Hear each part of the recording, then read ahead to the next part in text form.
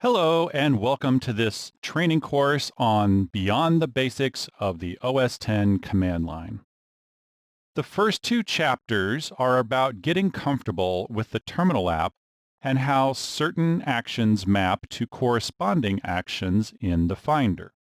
Then we add more command line utilities to our computer and even install the full Xcode development suite. The next two chapters deal with getting system information and then later configuring system information. The next three chapters concern data storage, management, and location of information. This includes information on Apple's metadata. The network system concerns configuration and management of that system from the command line, while the directory services chapter and profiles chapters are related to working with a server, possibly with a mobile device management system.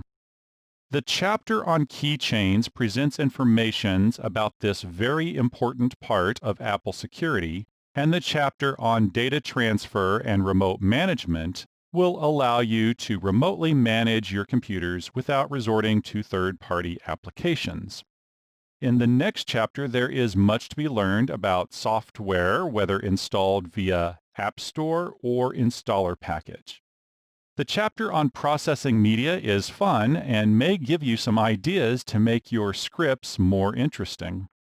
The log system chapter is very useful for monitoring or troubleshooting your computer and applications.